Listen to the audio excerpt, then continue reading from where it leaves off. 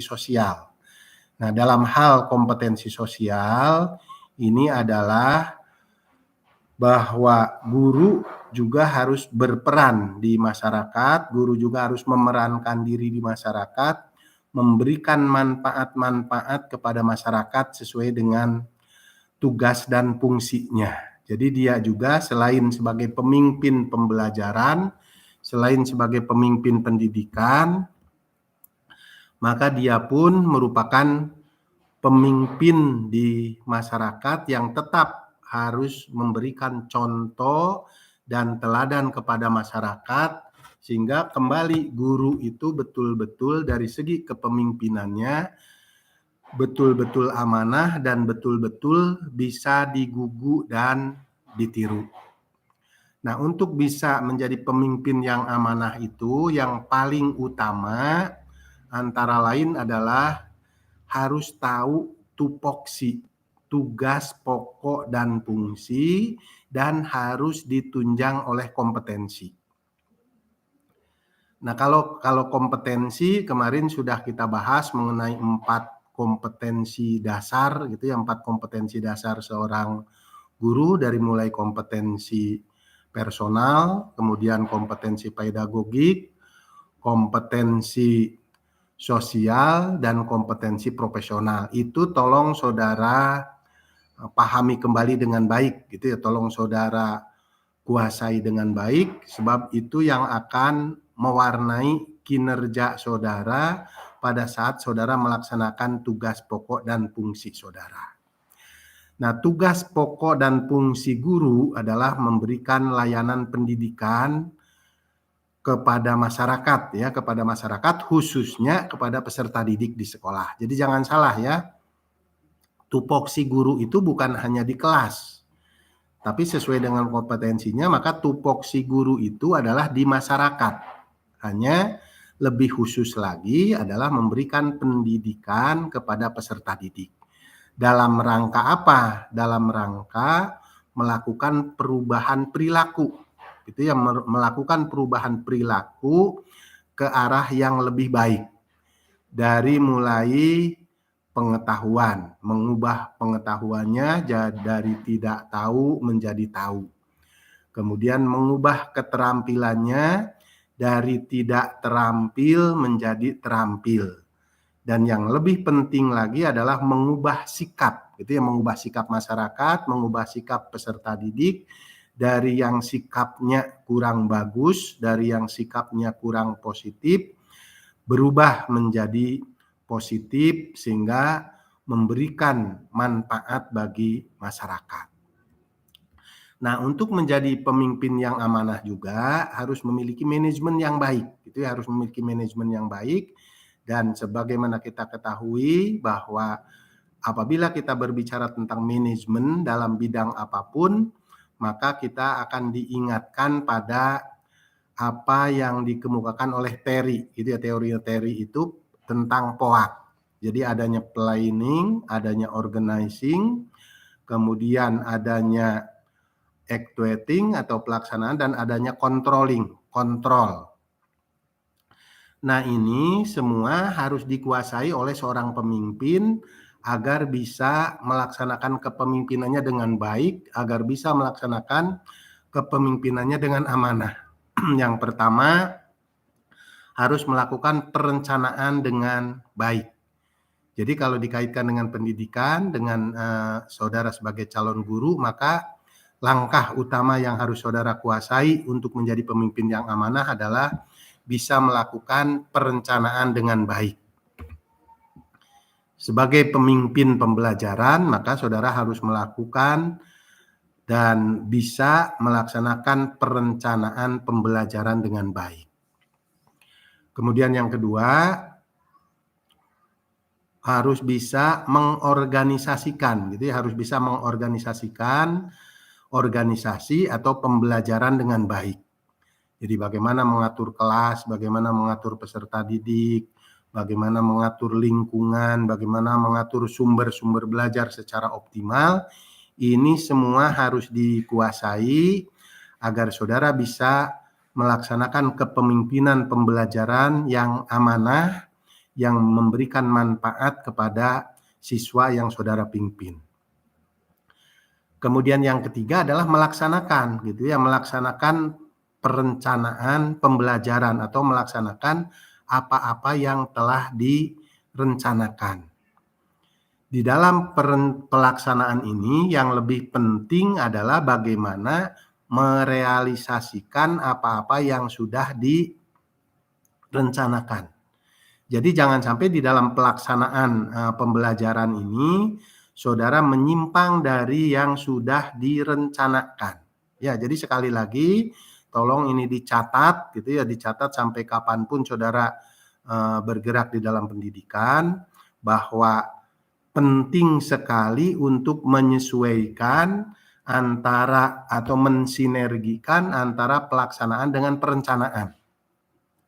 Hal ini saya tekankan karena banyak gitu ya, banyak di lapangan. Nanti boleh saudara kaji kalau kurang percaya, atau boleh saudara buktikan bahwa tidak sedikit guru, ya ini yang sudah jadi guru, jadi nanti tolong kalau PPL atau apa bisa saudara buktikan, tidak sedikit guru yang melaksanakan pembelajaran tidak sesuai dengan perencanaannya.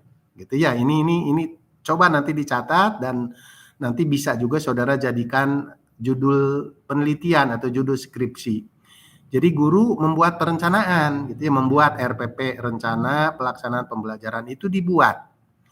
Tapi pada saat pelaksanaan tidak dijadikan pedoman. Nah, ini bukan pemimpin pembelajaran yang baik atau bukan guru yang baik gitu ya. Bukan pemimpin pembelajaran yang baik. Boleh nanti saudara cek di lapangan gitu ya, boleh nanti saudara observasi ke lapangan, bahkan bisa dipresentasikan gitu ya, bahwa sampai saat ini masih di atas 50% guru melaksanakan pembelajaran masih kurang sesuai dengan perencanaan yang dibuatnya.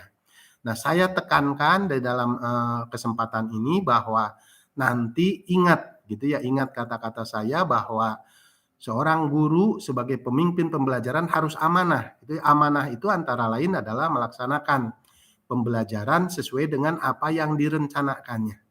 Jadi jangan sampai perencanaan ke utara, pelaksanaan ke selatan. Jadi tidak nyambung, gitu ya. Jadi tidak nyambung. Ini tolong dicamkan dari pembekalan dari mata kuliah pendidikan profesi guru ini. Dan boleh nanti saudara teliti ya. Boleh saudara teliti, boleh saudara kaji apa yang saya katakan gitu. Jadi buktikan di lapangan, atau kalau perlu saudara tanya, misalnya apakah Bapak suka membuat perencanaan gitu ya, mungkin jawabannya suka gitu ya. Kemudian nanti tanya lagi apakah suka mengorganisasikan kelas atau suka mengorganisasikan pembelajaran, mungkin sebagian menjawab iya, sebagian menjawab tidak tahu bahkan gitu ya, karena tidak sedikit guru juga yang kurang paham itu gitu ya. Jadi saudara sebagai calon guru harus juga memberikan manfaat yang baik. Nah, nanti pada saat pelaksanaan kalau ditanya apakah Bapak dan Ibu misalnya melaksanakan pembelajaran sesuai dengan rencana. Nah, ini nanti jawabannya akan beragam gitu ya, dan banyak yang tidak sesuai dengan rencana yang sudah dibuatnya. Ini yang ketiga ya, jadi melaksanakan pembelajaran, seorang pemimpin pembelajaran yang amanah itu adalah bisa melaksanakan pembelajaran sesuai dengan rencana yang telah dibuatnya. Dan yang keempat ya, yang keempat dari segi manajemen pembelajaran seorang pemimpin yang amanah itu adalah mampu mengevaluasi, mampu menilai apa-apa yang telah dilaksanakannya. Jadi direncanakan, diorganisasikan apa yang dilakukannya itu, kemudian dilaksanakan sesuai dengan rencana, dan dievaluasi secara terus-menerus untuk memperoleh masukan-masukan dari apa yang telah dilaksanakannya, agar terjadi peningkatan secara berkesinambungan, sehingga terjadi continuous quality improvement, peningkatan kualitas secara berkesinambungan dan secara bertahap. Ini yang harus saudara lakukan nanti ketika menjadi guru atau ketika sedang praktek pengalaman lapangan. Jadi paling tidak gitu ya, kemarin kompetensinya sudah kita bahas tuntas tentang kompetensi pedagogik. Seorang guru gitu ya, seorang pemimpin pembelajaran harus memiliki kepribadian yang baik, kepribadian yang mumpuni. Kemudian yang kedua, kompetensi profesional. Seorang guru harus menguasai gitu ya, menguasai bahan, menguasai isi yang harus disampaikan kepada peserta didik. Kemudian yang ketiga, kompetensi pedagogik. Seorang guru juga harus menguasai cara gitu ya, cara menyampaikan bahan, cara menyampaikan isi kepada peserta didik, termasuk di dalamnya cara mengelola pembelajaran. Gitu ya, ini pemimpin gitu ya, pemimpin pembelajaran yang amanah, artinya dia memiliki kompetensi yang baik. Dan yang keempat adalah kompetensi sosial. Jadi dia juga memberikan manfaat kepada masyarakat di sekitar lingkungannya, baik di lingkungan sekolah maupun di lingkungan rumah. Jadi jangan salah ya, karena saudara sudah kontrak untuk menjadi calon guru, maka hati-hati bahwa di samping saudara dinilai oleh kepala sekolah di sekolah, di samping saudara dinilai pribadi saudara di sekolah oleh peserta didik dan oleh warga sekolah, maka saudara juga dinilai oleh masyarakat.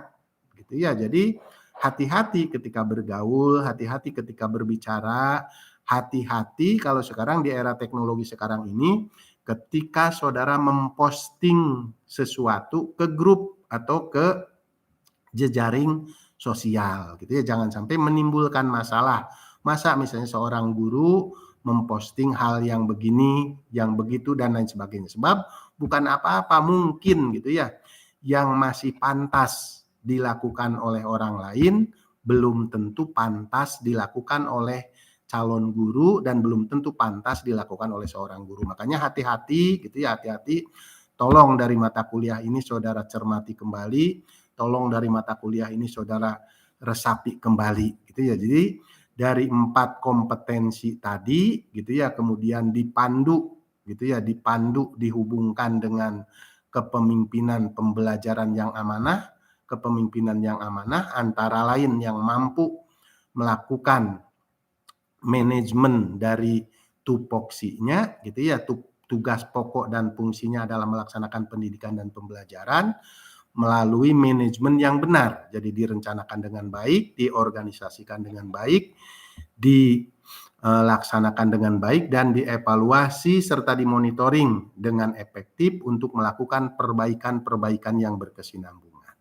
Nah itu tolong dicamkan ya, karena mungkin kita sudah waktunya sudah hampir selesai ya. Ini sudah pertemuan ke-14 kalau tidak salah, pertemuan ke-13 atau pertemuan ke-14. Jadi ini harus sudah saudara harus sudah mumpuni ya, harus sudah mumpuni, dan mudah-mudahan apa yang kita bicarakan dalam mata kuliah saya ini bisa juga menjadi bekal untuk mata kuliah yang lain, serta menjadi bekal terutama untuk saudara menjadi guru yang profesional, menjadi pemimpin pembelajaran yang amanah, menjadi pemimpin pendidikan yang amanah pula. Kalau ada yang mau ditanyakan silahkan ajukan di chat ya. Jadi kalau live streaming kan sifatnya begini, nanti saya akan mengevaluasi mana yang lebih baik gitu ya, mana yang lebih baik, mana yang lebih efektif, apakah melalui live streaming di YouTube, apakah melalui Zoom, apakah melalui Google Meet. Nah ini antara lain juga saya melaksanakan amanah kepemimpinan ya, saya melaksanakan amanah kepemimpinan untuk terus-menerus melakukan perbaikan-perbaikan pembelajaran, untuk terus-menerus melakukan perbaikan-perbaikan perkuliahan gitu ya, dalam rangka memberikan layanan yang terbaik kepada saudara agar tidak membosankan gitu. Jadi kita variasikan antara GCR, kemudian divariasikan dengan email, divariasikan dengan YouTube, divariasikan dengan live streaming, divariasikan dengan Zoom dan lain sebagainya. Ini mudah-mudahan di samping memberikan materi gitu ya yang memang harus saya sampaikan kepada saudara, di samping memberikan pesan-pesan yang harus saya sampaikan kepada saudara, juga saya memberikan contoh ya, sekaligus memberikan contoh bahwa memang seorang guru itu harus terus-menerus melakukan upaya, itu ya harus terus-menerus mencari cara, harus terus-menerus melakukan inovasi-inovasi agar mampu memberikan pelayanan yang efektif, gitu ya. Itu intinya. Jadi di dalam live streaming sekarang ini saya ingin juga memberikan semangat gitu ya, memberikan semangat kepada saudara nanti karena kemungkinan saudara akan turun di era pendidikan, di era hybrid gitu. Jadi harus dikuasai teknologi ya. Jadi di samping 4 kompetensi tadi, kompetensi pedagogi, kompetensi profesional, kompetensi personal, dan kompetensi sosial, mungkin nanti ke depannya kita perlu ya satu kompetensi lagi, kompetensi teknologi gitu ya, kompetensi teknologi secara khusus gitu ya. Kalau selama ini kompetensi teknologi itu masuk dalam kompetensi pedagogik bagian. Nah, nanti mungkin kalau tuntutannya sudah tinggi, boleh jadi nanti 4 kompetensi ini berubah menjadi 5 kompetensi. Kompetensi teknologi nanti dikaji secara terpisah sehingga seorang guru wajib gitu ya menguasai teknologi gitu ya. Kalau di dalam 4 kompetensi itu kewajibannya itu bisa diganti dengan yang lain. Tapi kalau nanti sudah ada kompetensi teknologi, maka setiap guru wajib gitu ya, wajib menguasai teknologi dan wajib mendayagunakannya secara optimal. Belum ada yang bertanya ya, ini hanya menyapa saja. Jadi terima kasih sapaannya. Silahkan kalau mau ada yang bertanya, jadi saya tidak akan berlama-lama lah gitu ya. Kalau berlama-lama juga membosankan bagi saudara gitu ya, dan kebetulan saya juga ada agenda ke kampus. Silakan kalau ada pertanyaan berkaitan dengan live streaming yang kita lakukan tentang kepemimpinan yang amanah. Ini saya sedang baca-baca chat saudara, karena ternyata kalau live streaming ini biasanya saya diundang di dalam live streaming tetap melalui Zoom. Jadi tetap kalau tidak didobelkan dengan Zoom maka hanya satu arah. Jadi interaktifnya melalui chat gitu ya. Interaktifnya melalui chat dan mungkin akan lebih optimal kalau ada moderator. Jadi nanti ke depannya saya akan kerjasama dengan Pak Rudi untuk memoderatori, memimpin di dalam live streaming itu atau dalam bentuk diskusi panel. Ini akan kita lakukan nanti pada tanggal 7 ya, pada tanggal 7 hari Selasa di FKIP dengan Pak Ganjar nanti. Kalau saudara mau ikut nanti saya bagikan linknya ya, itu dengan Pak Ganjar nanti dari ruang multimedia. Sepertinya ini tidak ada yang bertanya. Silakan kalau ada yang bertanya berkaitan dengan kepemimpinan yang amanah. Nah, kemudian nanti gitu ya, sebagian di antara saudara sebenarnya saya kontrol sudah mengerjakan tugas-tugasnya di GCR ya, tugas-tugas di GCR terutama yang berkaitan dengan tugas hari ini, karena kemarin kan minggu lalu saya salah membaca kalender, jadi ternyata minggu lalu merah, yang live streaming direncanakan minggu lalu baru kita laksanakan hari ini. Yang hadir ini Pak Rudi, yang hadir 26 orang ya, 26 orang dengan Pak Rudi, jadi yang hadir mahasiswa hanya 25.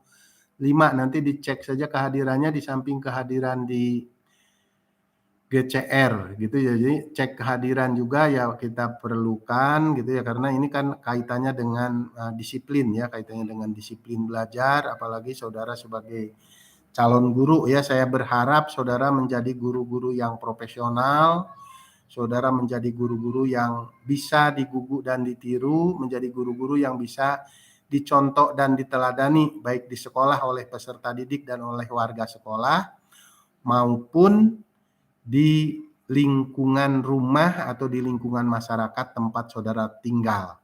Jadi sebagai guru itu ya, kita itu harus terus-terusan memberikan contoh dan teladan sehingga ketika sudah pensiun pun gitu ya, biasanya masih dipanggil sebagai guru.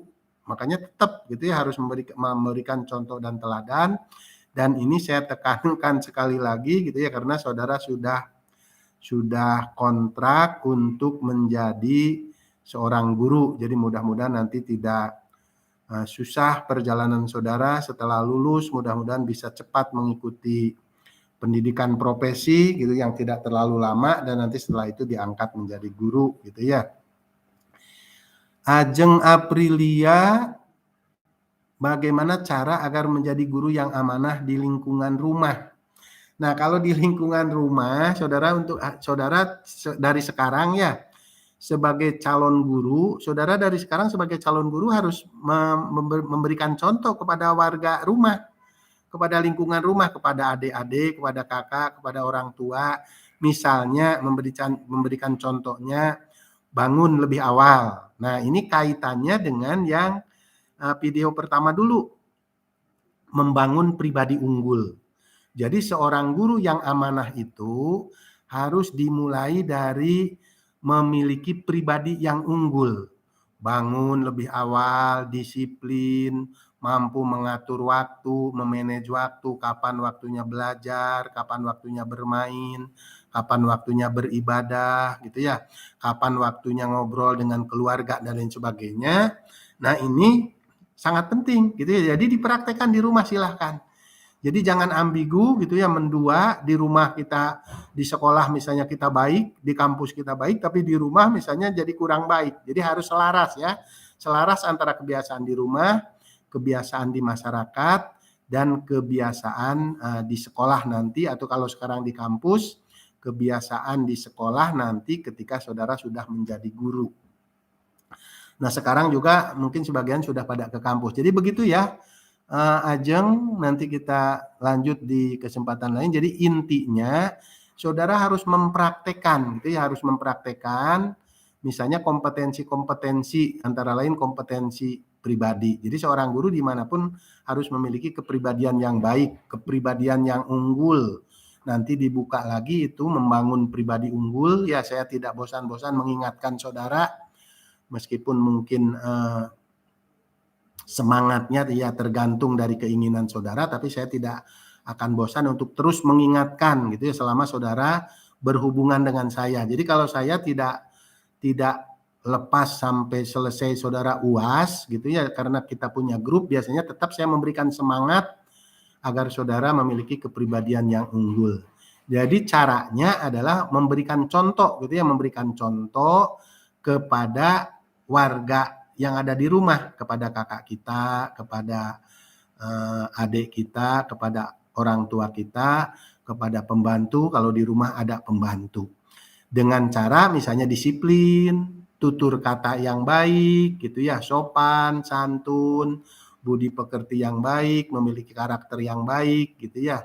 Tidak main perintah gitu ya, menciptakan iklim yang kondusif di rumah. Nah, ini dimulai dari rumah gitu ya.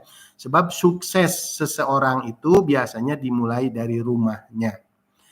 Itu untuk Ajeng ya. Kemudian Pari Husnan terkait dengan kepala sekolah yang kurang responsif terhadap perubahan pembelajaran. Apa sikap yang harus kami lakukan sebagai anak buahnya?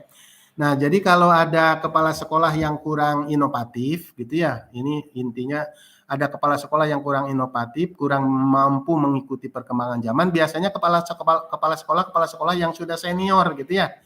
Jadi di era teknologi sekarang ini ada kepala sekolah yang sudah senior dari segi umur gitu ya, biasanya sudah males mengikuti perkembangan. Nah, ini yang harus diantisipasi gitu ya.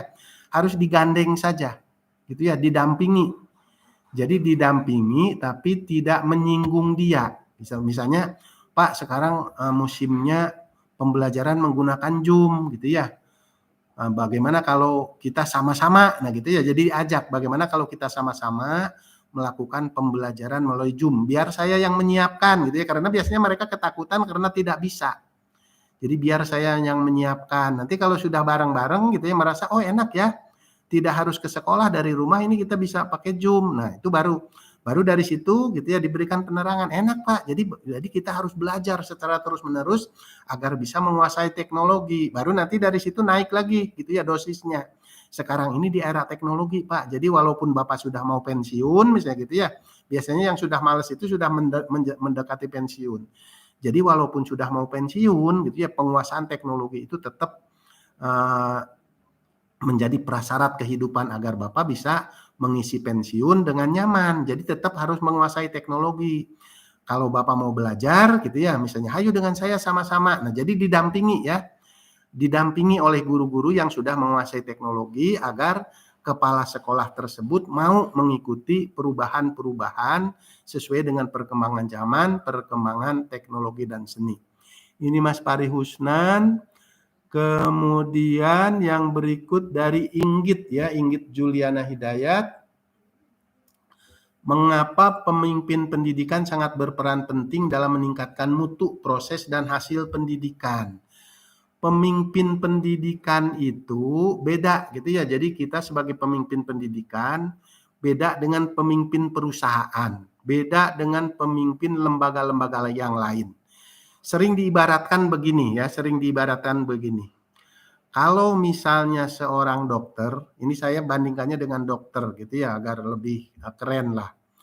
Kalau perbandingan dengan di luar itu kita kurang keren. Jadi yang levelnya yang saudara anggap lebih tinggi kedokteran gitu ya. Jadi kalau saya bandingkan dengan dokter, kalau dokter salah nyuntik gitu ya, itu yang korban itu hanya satu. Itu ya walaupun sampai meninggal itu hanya satu orang. Ya, dari satu yang disuntik itu.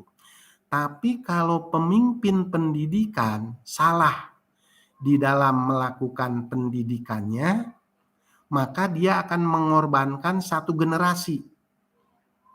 Gitu ya, maka akan yang menjadi korban adalah satu generasi, bukan satu orang atau dua orang saja. Makanya di sini peran pemimpin pendidikan itu lebih penting dari pemimpin-pemimpin yang lain. Gitu ya, lebih penting. Kenapa lebih penting? Karena dia menghadapi makhluk hidup. Gitu ya, menghadapi makhluk hidup yang harus memahami karakteristiknya. Beda dengan pemimpin perusahaan, gitu ya, beda dengan pemimpin organisasi. Karena pemimpin pendidikan berhadapan dengan bagaimana mengubah perilaku, gitu ya, bagaimana mengubah perilaku dari peserta didiknya. Bagaimana mengubah perilaku dari peserta didik yang dipimpinnya agar bisa memiliki perilaku yang baik. Sementara mungkin di perusahaan gitu ya, atau di organisasi-organisasi yang lain, mungkin yang penting dia bisa menghasilkan produk. Misalnya di perusahaan kain gitu ya, atau di pabrik-pabrik kain, yang penting tidak peduli misalnya perilakunya kasar, tidak peduli kata-katanya kasar, yang penting dia bisa menghasilkan produk yang banyak, kain yang banyak, misalnya itu contoh di pabrik-pabrik. Nah, tapi kalau saya perbandingkan dengan dokter tadi gitu ya, kalau dokter salah itu yang jadi korban hanya satu orang kalau dokter salah nyuntik. Tapi kalau pemimpin pendidikan atau guru salah mendidik, maka yang jadi korban adalah satu generasi gitu ya. Bahkan bisa menurun ke generasi-generasi berikutnya. Nah, ini Mas Inggit ya, Mas Inggit Juliana Hidayah. Kemudian berikutnya masih ada ini dari Siva. Dari Siva nanti tolong beri masukan ke Pak, langsung ke saya di GCR atau juga langsung di WA grup, silahkan beri masukan. Nyaman tidak gitu ya pembelajaran melalui live streaming, karena gini, kita kedepannya akan hybrid gitu ya, pembelajaran ini akan hybrid, jadi kita tetap akan mendayagunakan teknologi. Jadi walaupun nanti sudah luring gitu ya, jadi sekali-kali luring, mungkin ke kampus sekali, kemudian sekali pakai teknologi. Makanya saya terus mengembangkan mana yang lebih nyaman. Jadi nanti silahkan gitu ya, misalnya dibandingkan dengan Zoom, nyaman live streaming atau nyaman Zoom. Dibandingkan dengan GCR, misalnya gitu ya, tugas-tugas di GCR, lebih nyaman di GCR, lebih nyaman Zoom, atau lebih nyaman di live streaming. Ini untuk Nur Siva, tadi Ajeng, Pari Husnan sudah. Sifa Nurpadila izin bertanya, bagaimana cara mengembangkan kemampuan kepemimpinan pada pembelajaran? Jadi untuk bisa mengembangkan kemampuan kepemimpinan dalam pembelajaran agar bisa menjadi pemimpin yang amanah, yang pertama gitu ya, sesuai dengan tupoksi dan fungsinya seorang guru, yang pertama saudara harus mampu, tadi sudah saya singgung, harus mampu melakukan perencanaan dengan baik. Yang kedua harus mampu mengorganisasikan pembelajaran dengan baik. Yang ketiga harus mampu melaksanakan pembelajaran dengan baik dari mulai membuka, melaksanakan, kemudian menutup pembelajaran. Nah ini nanti akan disampaikan di dalam pembelajaran mikro. Di dalam pembelajaran mikro nanti saudara akan dilatih keterampilan dasar mengajar. Dari mulai nanti cara membuka pelajaran, cara memimpin diskusi, cara melakukan tanya jawab, cara bertanya, cara menjawab, sampai cara menutup pembelajaran. Ini semuanya nanti akan dilatih pada saat pembelajaran mikro ya, mikro teaching. Nah kemudian saudara juga harus di samping mampu melaksanakan, harus mampu mengevaluasi gitu ya, mengevaluasi dan melakukan perbaikan-perbaikan secara berkesinambungan. Mulailah dari evaluasi diri. Evaluasi diri kita gitu ya, misalnya sampai sekarang ini kuliah sudah masuk di semester 4 ya, ada yang semester 4, ada yang semester 6. Nah, saudara sudah bisa apa? Sudah menguasai apa? Kalau belum gitu ya, jangan diam saja. Segera tutup. Apalagi kaitannya dengan GCR. Nah, ini sekalian saya ingatkan ya, masih banyak tugas-tugas di GCR yang masih merah gitu ya, yang masih merah sehingga masih kosong nilainya dari Pak Rudi itu gitu ya, ada masih pada kosong. Jadi saya ingatkan tolong jangan sampai nanti menghambat penilaian saudara gitu ya. Ini saya bukan nakut-nakutin tapi biasanya kesulitan gitu ya. Jadi kami kesulitan ketika banyak mahasiswa yang tidak mengumpulkan tugas gitu ya. Jadi nanti menghambat keluarnya hasil penilaian. Coba bagaimanapun tetap prodi gitu ya, biasanya segera menagih setelah UAS, biasanya 2 minggu setelah UAS penilaian harus sudah masuk. Jadi tolong tugas-tugas yang belum dikerjakan tolong dituntaskan. Itu Neng Sipa ya, cara mengembangkan kemampuan kepemimpinan adalah yang pertama dengan menguasai perencanaan, kemudian menguasai cara mengorganisasikan kelas, cara mengorganisasikan pembelajaran, mampu melaksanakan pembelajaran sesuai dengan teori-teori yang telah dipelajari, dan mampu melaksanakan evaluasi secara berkesinambungan. Di samping itu harus menguasai tadi 4 kompetensi ya, 4 kompetensi yang udah beberapa kali kita latih di GCR, dari mulai kompetensi pedagogik, kompetensi profesional, kompetensi sosial dan kompetensi profesional, itu semuanya harus dilatih ya, harus dilatih. Jangan hanya dipelajari di GCR tapi harus dilatih satu persatu. Itu untuk Neng Sipa. Kemudian berikutnya setelah Neng Sipa, Neng Ai Halimah. Gaya kepemimpinan yang digunakan oleh seorang guru dalam mengajar sangat berpengaruh terhadap hasil belajar siswa. Lalu gaya kepemimpinan seperti apa yang cocok? Jadi banyak sekali ya gaya kepemimpinan. Saudara mungkin belajar di mata kuliah yang lain, ada gaya yang demokratis gitu ya, ada yang laissez-faire, ada yang acuh tak acuh dan lain sebagainya. Tapi di dalam pembelajaran yang paling cocok adalah yang situasional, gitu ya. Jadi yang situasional sesuai dengan situasi. Jadi kepemimpinan yang paling tepat di dalam pembelajaran adalah gaya kepemimpinan situasional. Itu ada ya, ada di dalam teorinya. Situasional itu artinya melihat situasi. Situasi itu antara lain ya diciptakan oleh lingkungan kelas serta oleh kondisi peserta didik. Misalnya saudara ingin menerapkan iklim yang demokratis, tapi di sekolah dasar, misalnya di kelas rendah, anak-anak itu belum terbiasa gitu ya, belum terbiasa mandiri gitu ya. Misalnya biasanya kalau iklim demokratis harus anak harus sudah mandiri. Misalnya iklim demokratis, silakan anak-anak belajar gitu ya, buka kalau sekarang kan era teknologi, silakan buka HP-nya masing-masing, buka topik ini. Bebas gitu ya, silakan bebas saja. Nah, kalau anak-anaknya tidak terbiasa mandiri gitu ya, maka nanti ada anak yang main-main, ada anak yang buka situs ini, buka situs ini, jadi tidak terarah. Maka iklim demokratis tidak tepat gitu ya, tapi mungkin demokratisnya demokratis terpimpin, jadi diberi contoh oleh gurunya misalnya gitu ya, jadi tidak demokratis yang lebih terbuka, tapi mungkin demokratis yang terpimpin, atau bahkan mungkin gitu ya yang tidak lagi menerapkan iklim yang demokratis gitu ya, tapi iklim yang kepemimpinan yang langsung mengendalikan gitu ya, mengendalikan situasi peserta didik. Jadi langsung diperintah gitu ya. Jadi kepemimpinan yang laissez-faire gitu ya, yang diterapkan, atau kalau perlu gitu ya yang kebalikan dari demokratis gitu ya. Jadi yang langsung menguasai secara keseluruhan gitu ya. Jadi main perintah, langsung diperintahkan. Buka ini, buka halaman sekian gitu ya, misalnya buka file ini, itu semuanya bareng-bareng misalnya dikontrol. Jadi tidak demokratis lagi gitu ya. Makanya setiap gaya kepemimpinan itu gitu ya di dalam pembelajaran disesuaikan dengan situasinya, baik situasi kelas maupun situasi peserta didik. Tidak ada gaya kepemimpinan yang paling baik, tidak ada satupun ya, tidak ada satupun gaya kepemimpinan yang paling tepat untuk diterapkan di dalam berbagai situasi.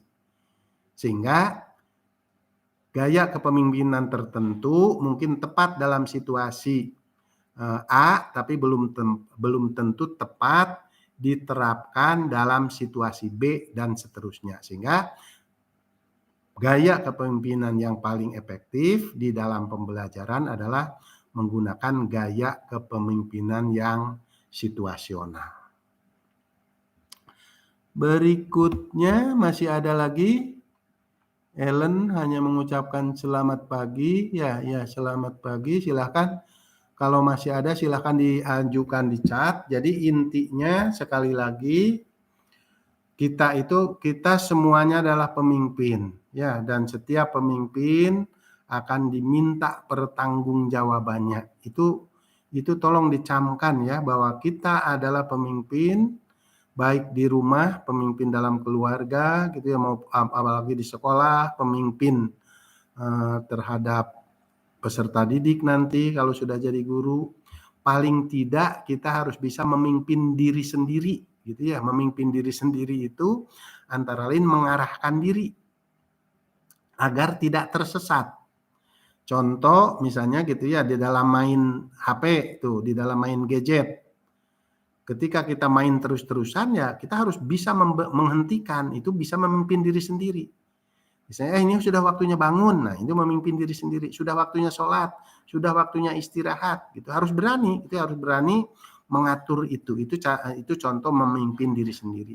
Memimpin diri sendiri, memimpin lingkungan, memimpin keluarga, memimpin masyarakat dan lain sebagainya.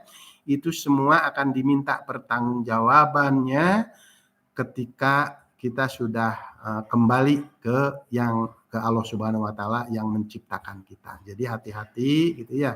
Saudara sebagai calon guru mudah-mudahan gitu ya bisa melakukan kepemimpinan pendidikan dan kepemimpinan pembelajaran dengan baik. Tentang teorinya nanti silakan saudara buka lagi gitu yang berkaitan dengan etika. Jadi ada etikanya di dalam kepemimpinan, itu ada etika-etika yang harus diperhatikan gitu ya. Sebab adanya seorang pemimpin itu karena adanya yang dipimpin gitu ya. Jadi jangan arogan jadi seorang pemimpin gitu ya. Jangan arogan jadi seorang guru, sebab kita jadi guru itu karena ada murid, karena ada peserta didik. Jadi kalau tidak ada peserta didik maka tidak ada guru. Kalau tidak ada rakyat, maka tidak akan ada presiden gitu ya. Maka jadi presiden sekalipun jangan arogan.